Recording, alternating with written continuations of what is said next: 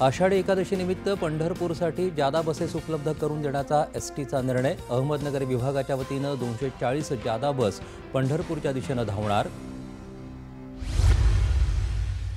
रायगड जिल्ह्यात पनवेल महानगरपालिका कार्यक्षेत्रात 1 जुलै ते 31 ऑगस्ट दरम्यान स्वच्छ भारत मिशन अर्बन 2.0 अंतर्गत राबवलं जात आहे सफाई अपनाओ बीमारी भगाओ अभियान।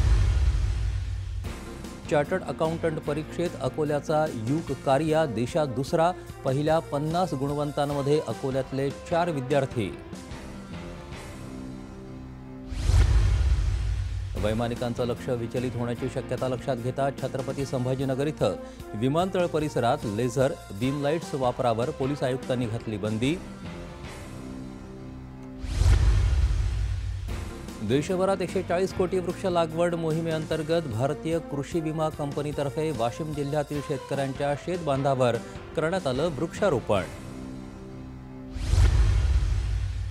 नागपूरच्या श्रद्धानंद अनाथ आश्रमातील 4 अनाथ मुलींचा विवाह सोहळा मोठ्या थाटात संपन्न। पोलीस आयुक्त रवींद्र सिंगल यांनीही उपस्थित राहून नववधूवरांना दिले आशीर्वाद। अहमदनगर जिल्ह्यात मुख्यमंत्री लाडकी बहीण योजनेसाठी आजपर्यंत 83,000 महिलांनी केले अर्ज।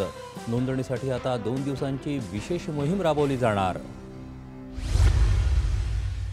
चंद्रपूर जिल्ह्यातल्या वायगाव, निंबाळ आणि मामला गावातून शहरात शाळेसाठी येणाऱ्या विद्यार्थ्यांसाठी बस उपलब्ध करून देण्याची विद्यार्थी तसंच पालकांची मागणी।